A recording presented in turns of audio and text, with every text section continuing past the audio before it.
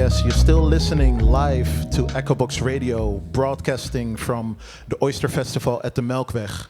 I'm having an interview. Very, very spontaneous already. I know, that's radio, right? That's what we have That's to do. radio, live radio. I love it. I love it.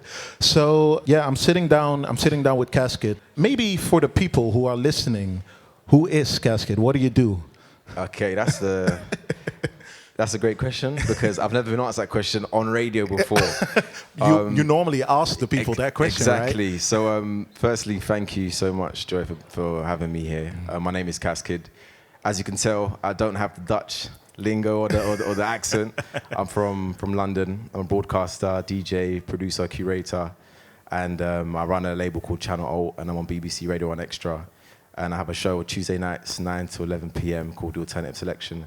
And I just love everything that's different. Mm-hmm. And when I first found out about Oyster Fest, I said to myself, I had to be here. Yeah. And I can't believe I'm here, like chatting to you and just being in the space. Mm-hmm. My first time, and people correct me if I'm wrong, Melkweg. Did I say it correct? Hey, yeah, you got it. Okay, everyone's like, all right, he's certified. Okay, thank you.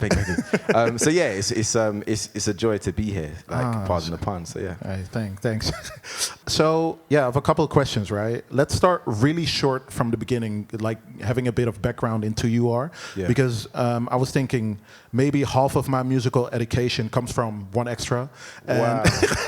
I would say for real, that's also the reason, part of Oyster Fest. And I know like how my journey started within radio. Basically, people just push me in front of the mic all of a sudden. Yeah. But you have a more elaborate history because you also started out as an assistant and a producer, right? Yeah. Like, how did you come to the point that you are now as a DJ and a radio host? You know what it was? I made music first. Mm-hmm. So I was music producing just in my bedroom. I was a bedroom producer. Mm-hmm. And I didn't know how to get my songs onto radio. So I was just curious for the next journey, or like the route from making a song and then hearing it on radio. And I just didn't know how that happened. Yeah. And then by the time I went to college, we had to study like media. I did a media course. And we had to do a module in radio, and I went to Represent Radio to do work experience. And Represent Radio is a community station, pretty much the same ethos as Echobox. Yeah. And it provides opportunities for young people. Mm-hmm. And I started there through work experience. Like one of my managers, like right there in front of me, he's seen me from when I was a work experience person, and I worked my way up to a broadcast assistant, which is someone who just helps out like around the studio, like comes up with content ideas. Mm-hmm. And then I became a radio producer where I had my own shows that I produced, and I got to work on many shows, like daytime shows, but also specialist shows. And that's where my ears kind of got more in tune with, different genres. And I realized then my music that I like to make, or the music that I like to listen to, it was tailored to more specialist radio, like late night programming. Yeah. And then fast forward a bit more, I then learnt the ropes, and I was given an opportunity to do a radio show, and I ignored it. I did not want to do radio at all. I just wanted to be a radio producer. Okay. And then I gave it a go, and I haven't looked back since, and I've put in my 10,000 hours, and now I'm on national radio at BBC Radio 1 Extra. Super sick. And like you said, making your 10,000 hours, and when I was looking a bit into your background, I was thinking to myself, like, you're a musical all-rounder, right? Like, I don't know if you say it in English as well, like being a centipede, doing all of, many things. Yeah. How do you manage your role as a DJ, host, and producer as well? Like, it's quite something. Yeah, I think it's allowing time for things to happen. My two favorite words are patience and longevity. So those are two words that I've had to accept and fall in love with. So I knew that I can't do everything at once. I can't be the musician. I can't be the radio presenter. I can't be the DJ. I can't be the curator all at one go. Yeah. It just, number one, it's not healthy. It doesn't make sense, and you can't really do that. So I just focused my 100% at one thing, and when I got that to like a fully charged level, then I moved on to the next thing, and I moved on to the next thing. Yeah.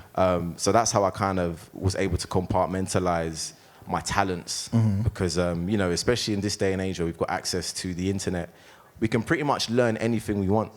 And that's how I started music. I was watching YouTube tutorials, and to this day, I would rather watch a YouTube tutorial than go on Netflix. Yeah, really? And I'm talking like on half an hour YouTube tutorial on what is a compressor. Like some great, to this day, I still don't even know fully, but I just like to learn, and I never feel like I've got to a pinnacle of somewhere, because there's always space to learn something new. So that's how I keep upskilling and keep putting myself in these positions. And even like being here to say this to yourself and to people in the room is I'm super grateful to even say this part of my story so far. I hear that. And also, like, part of your story is you having your own label, Channel Alt. Yeah. Can you tell us a bit about that? Like, where did it start and what is the purpose of your label? Channel Alt it started out of shyness. Because when I got asked to do a radio show, I didn't want the show to be called the Casskidd Show. I didn't want my name to be a part of it. Yeah. So Channel Alt, I just wanted something that can live by itself, and I could decide if I wanted to be involved or not. So that's where it started, and all of the music I was playing, or the sounds that you would hear, that's the taste that I like. And fast forward a few years, when I started releasing my own music, or the first time I released a song, and in Spotify you have to put what label, I put Channel Alt. So that's how it started. And now, really? Like, we're even out here working on, I've been in sessions with artists through my label. And, you know, it's something that I didn't want to do has now become a thing. Sick. You're also doing an interview with Ruby later on. Yeah. And it's like, it's part of your own concept as well. Yes. What's the concept? Yes, so the concept tonight and the concept that I do back in the UK is called playback. So let's say, for example, you're releasing a song next week. Usually New Music Friday drops, and that's when everyone gets to hear it. But I would host a intimate, private listening experience, sometimes in cinemas, sometimes in places of interest to the artist, like somewhere that means a lot to them. And we go through the project track by track, and we get to get an insight into who the person is in front of a crowd that they have chosen specifically. But what makes this one special tonight is that everyone here is from Oyster Fest, so that I get to bring what I do in the UK to this festival. I get that. Like, I bumped into you during the concert of Bao the other day. Yeah. Bao was a guest of mine last year at this festival, and I was thinking to myself, like, I don't know if you've ever been to a concert or something in the Netherlands already before. No. What was your feeling about, like, having these UK-bred artists around here and seeing the crowd? Like, you know what? And I said this to my managers. I said I really enjoy looking at the equivalents. So I like to know who likes who I like in different countries. I got there just in time when Bauer started, and the first thing I do every time I go to a live event, I just look at the crowd. I just look at, because it's our audience, and it's my audience, it's your audience, it's everyone's audience here. So then these are the people that we're going to be listening to music with as we grow older. So it was just nice to see the room full of people who may have never heard him before, who have heard his new stuff, who may have heard his old stuff, but they're all there together to experience him in this moment of his career right now. And I'm obsessed with those discovery moments. I love the art of discovery, and to see that, it was great. And I messaged Bauer because he didn't know I was going to be there. So I messaged him the same night, and I told him. He's like, "Oh, you should have told me, bro." I was like, I was there. You should have just saw me in the crowd.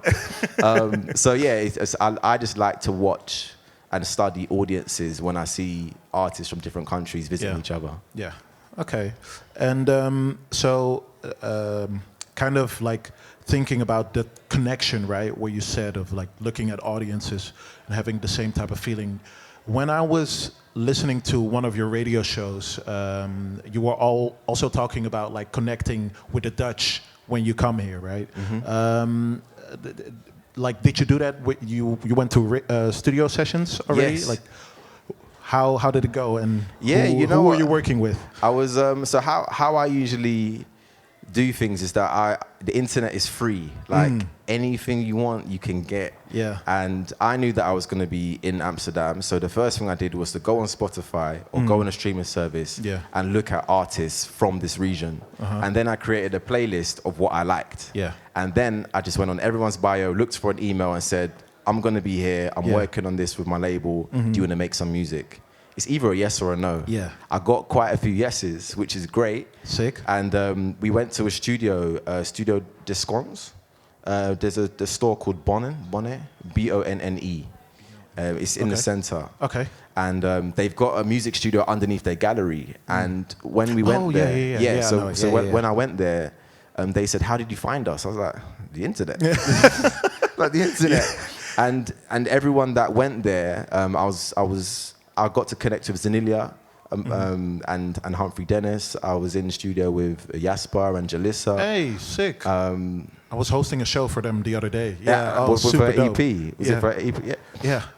And this is the thing, but they weren't familiar with that studio. And I was like, well, look at that. We've all discovered something new. Super dope. It just goes back to the art of discovery and just putting yourself out there. The worst someone can say is no. But then I look at, if someone does say no to me, that's just next opportunity. Yeah. And you just go where the love is. Super dope. Okay, I'm very looking forward to like what came out of it. Oh, we made some bangers. I'm not even gonna hide it. We made some tunes, which is nice. So you come back to showcase this as well, right? I would love to. Okay. I would love to come back and do like my first international showcase. I mean, tonight the playback is a taste, but I'm more in my presenter broadcast bag as such. But I would love to. I just love musical exchanges, and like Zanilia, for example, I've been supporting her or contacting her for like the last 5 years. But we met for the first time 2 days ago, and that meeting felt like we've known each other for time. Yeah, of course. And so it just made the session a lot easier. And going back to radio, I think that's my purpose and my ethos is to make the bridge as small as possible from studio to radio, because I still know that feeling of not knowing what it's like to get your music on radio. But where I can make music as well, I can give advice onto like what may work for a certain show. And sometimes people send me music that may not work for my show, but I don't ignore it. I'll just be like, oh, have you considered this my other presenter, my other colleague? Because it doesn't stop at me and doesn't start at me. That's such an interesting thing that I always think about, like, because sometimes I get asked to like host or interview someone who is absolutely not in my expertise or department, but I'm like, I know other people who are creative as well and can do that, and I think it works better for the both of them if they can collaborate on that and they can connect and elevate each other. Exactly. But sometimes, for some people, ego gets in the way, and you be like, okay, I want to take up the space, or I want to do it, or. And look, the thing is with that, maybe I was able to see etiquette through my radio production background as a radio producer, and like artists come every year. Like if something doesn't happen this year, they're probably going to release a song next year, and they might change their sound. Like anything can happen. So I'm never protective in terms of who I interview or who I miss out on, because if it's meant to be, it's meant to be. If it's not, it's not. I hear that. So now that I got almost at the last question, by the way, but like, I mean, it feels so nice to not ask questions. Like I've never had this. I've never had this in my life. You can chill, yeah. So now that I got like a British music expert with me, right? Thank you. I was wondering. I'm looking at the scene. The UK, obviously, from my perspective, which is an outsider, and I'm seeing two things at the same time, right? I'm seeing it's very lively with like kind of a neo grime resurgence, and we have DJ AG and Mac 10 in the streets, and everybody hyping each other up. But there's also another side of like a lot of clubs closing because of a lot of complaints. People, gentrification, noise pollution, gentrification. People complaining about the city being too loud, and also complaints within some other institutions. What is your view on the state of British black music at the moment, actually?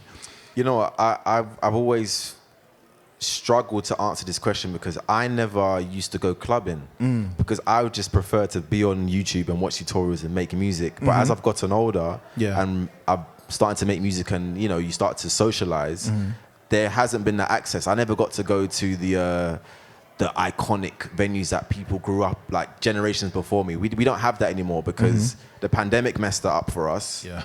And also online has made us realize, we don't have to go somewhere. We can just experience something from the comfort of our own home or a different venue. But my view on that is that there's so many opportunities that we can make as self-starters now. So now I have my own showcase night, which is Channel Alt Live, which is an extension of everything that I do. And now that is an offering to nightlife. So, but I didn't feel like that existed before, where if you, as someone who wasn't sure about nightlife and didn't want to try and catch up and be in with the Joneses and try and be cool and whatever, it's like you can now do your own night and people then come to that. And now that becomes legendary within itself because the more you do it, the more loyalty, the more familiarity you bring with people. So that is kind of how I look at London nightlife now. There's a lot of self-starters because things are closing. There's a lot more day parties. I don't know about you, but I like an event that finishes early. Hey, tell me about it, man. With exceptions. Like, I get it. But the climate of enjoyment and club culture is not the same. It's not what it used to be. And we all have to accept that, but we all have to adapt. We can't complain and be like, the clubs are closing down. It's like, well, what are we going to do to change the narrative? To change that, yeah. Okay, that's a great answer. I like that. Thank you. Thank you. So you've done your hours within radio. I'm still doing them as well. And I also like to learn from others, right? Yes. If you would give any advice to any radio maker, what advice would you give them? Treat it like it's the last thing you're allowed to do. And I say that in a way where you have to treat it like if you have a weekly radio show, you have to treat that last show like it's now or never. And listen back to every show. Like, since I've started radio, I've only not listened to one show. And I've been doing radio for 10 years. So with that being said, like, I always listen back to myself. That's the only way you can improve. So listen back to yourself and create some jeopardy. Like put the stakes on yourself. Like let yourself know that I can be replaced. We're all going to get replaced one day. But the harder you put in the work, the more work you put in. It's just like Messi and Ronaldo. There's a reason why they're on top. Yeah. So I treat myself like an athlete when it comes to radio. Like I'm very, it's now or never. What can I do that no one else has done? What moment can I do that a young Cass or a young Joy will be listening, thinking, oh, I want to grow up to be that. Like I'm very much like, cool, I have a career, but I'm thinking about what other careers can I help inspire? What other people can use me or you as a reference? Like it's all about the longevity. It's all about that side. Yeah. Sorry, I'm like, no. And you know, that's funny because, like I said, a lot of my musical education is from One Extra, right? And I used to listen to Target. Same, like, me too. For days. So having the same feeling like, oh man, that's so dope. Talking to your favorite artist, also expressing your love for music. You know, obviously the tunes that he plays, super sick. So yeah, man, like I never consciously thought about like the effect of certain people sometimes that they had on me. But somebody told me the other day, like you have to think about you're getting into the position now for other people. I'm like, exactly. That's crazy to think about this. But and just to add on to what you said is that there's going to be someone listening, whether it's today or listening back to this or see a picture of this, and they'll just be so intrigued about who are these two black broadcasters speaking in this space on Echobox radio. Like, it's the curiosity. You have to feed into that curiosity. For me, my curiosity was working out how to get my music or just how to get a song on radio.